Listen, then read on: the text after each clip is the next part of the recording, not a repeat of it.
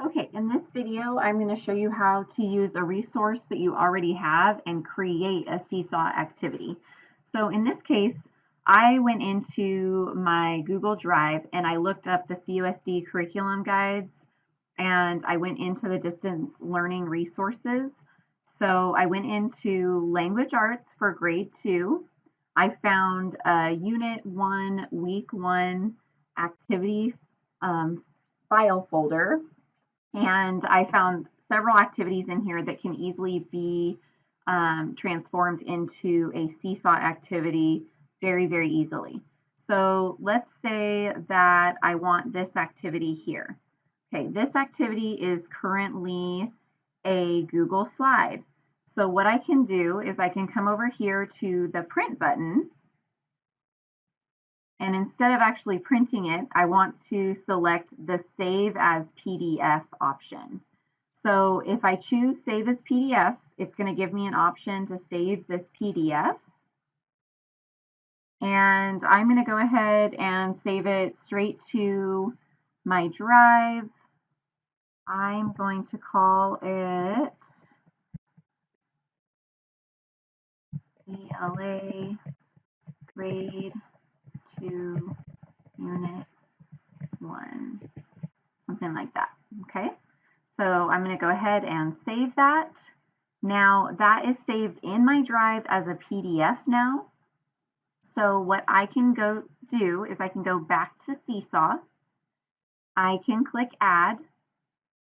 I can click Assign Activity. I'll click here, Create New Activity.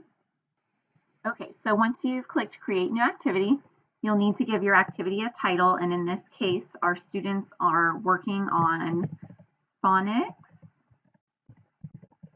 short vowels. Now, down here, you'll need to give them some instructions. But before I give them instructions, I want to put that PDF file in here. And so what that's going to be is it's actually going to be a template for a student response. So what I'm going to do is I'm going to click here and I'm going to click the upload button. So when you're creating an assignment for the students, you can upload a photo, like for example, if you are putting maybe a picture of an animal and you want them to label the parts of an animal, or an insect and you want them to label the parts of an insect. If you want to create a drawing as the background for them to add to, you can do that. You can also attach a video. You can attach a link to like a website that maybe you want them to watch a video. Okay, so you can see that there's all these different options for making a template for your students. But like I said, we're going to use this upload option, and you're going to be able to do this for any documents that you have saved as PDFs on your computer. Or even if it's a Word document that you've used in the past, you can turn it into a PDF and then you can upload it. So what I'm going to do is I'm going to select that from my Google Drive.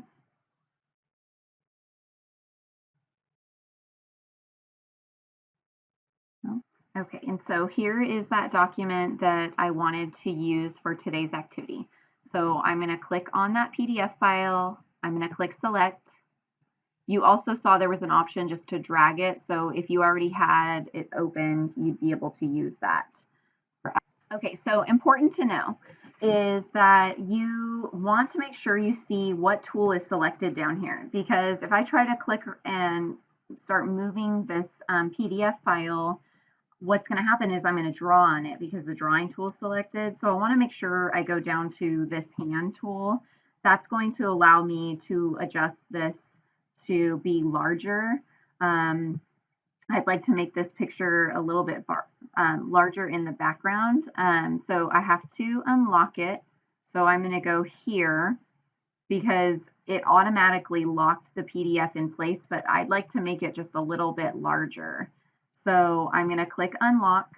Now it allows me to change the size of this document a little bit. So I don't want to distort it too much. It kind of put it in a space so that it was showing the full screen. So I'm just going to stretch it out a little bit. So now the students can see the full screen. You can choose to have your students add their name here and the date, but it's really not necessary when you're using programs like this to have your students put a name, because when they turn it in, their name is already attached to it, just like Google Classroom. So few things that we do day to day in the classroom that aren't needed when we're using technology like this. Okay, so I think that's in a good enough space. Now, I know that this PDF that I chose, things are a little bit small, but it should be okay because students can zoom in to complete it. And I'm going to show you how that works. So I am done with this template, but now my students need some direction of how they're supposed to complete it. Because remember, what we're doing is we're just creating a template. So I'm going to go ahead and click back on those three little dots. I'm going to lock that in place. What that's going to mean is that that's going to be a template. The students aren't going to be able to move it around when they come in to do the activity. So I'm going to come up here and I'm going to click this check mark. Okay, my title is still there, but now I need to add some instructions. For our little kiddos, it's great to add voice instructions. You can also add multimedia instructions. What that would be is that you could actually record a video of yourself completing the activity and you could attach it to the activity so that students can get some very specific instructions, especially our little kids that have never used this before. It might be nice for them to see a video of you doing the activity or giving them instructions. So you'll also want some written instructions up here. So you can go 1, click, and what I want to show you is that Seesaw has what they call shortcuts. So you'll want to access this on the Seesaw website and possibly save it to your Google Drive so that you have it when you are creating Seesaw. You're going to get to the point where you'll remember all of these because you're going to use it often, hopefully. So what I want to do is I want them to click this add response first, because when they go into the activity section, that's what they're going to need to click. So that was a colon, add, colon. That's the first thing they need to do. The second thing that they need to do, and let's refer back to what we're wanting them to do, it says write the short vowel spelling the complete word, or to complete the word. So now our students, you need to make a decision of what you want your students to do. Are you wanting them to write on the screen? Are you wanting them to add a text box? You could also add text boxes into the template to allow them to type in their answers. That takes a little bit longer, but if you feel like that would be better for your students, it's definitely something you can do. So the second thing I'm going to have them do is I'm going to say use the, and I want them to use the pencil, which is going to be the drawing tool, or actually, sorry, the pencil.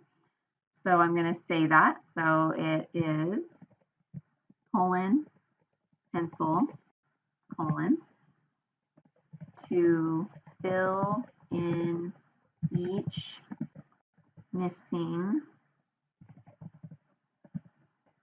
short vowel. Okay, 2. After, or I'm going to say then, please use the, and I want them to record. So I'm going to find out, okay, so it's the microphone tool. I'm going to make sure that I get the right one. Okay, so I'm going to have them use the mic.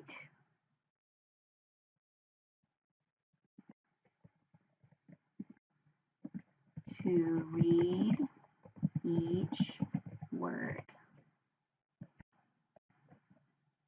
Okay. When you're done, click, and I want them to know where to find that green check mark that turns it in. So that's going to be check. Okay, so I'm going to do colon, check, colon. Okay, so I'm going to reread that, click, add, use the pencil to fill in each missing short vowel, then please use the mic to read each word. When you're done, click check. Okay, so very simple instructions, very simple activity.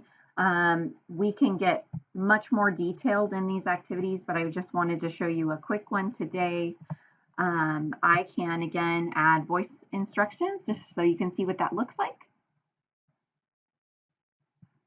Okay, boys and girls, we are practicing short vowels. So I would like you to add a response to this activity.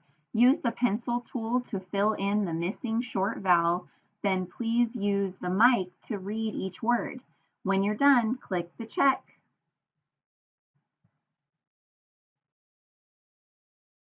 Okay, so now that is there.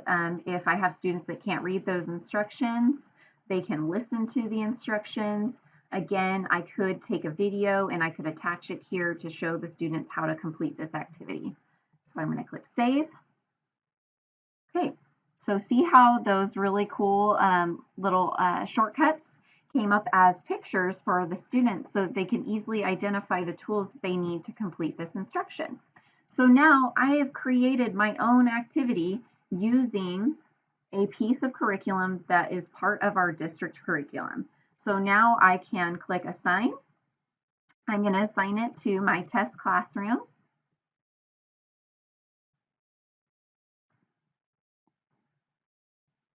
Okay, so now I want to view it in my class. Okay, so now you can see if you had watched my previous video, I had explained how to grab a lesson from the library, the community library. Now I have my own activity that I created by myself on here. You can see I added instructions for my students to listen to. I went ahead and I just assigned it.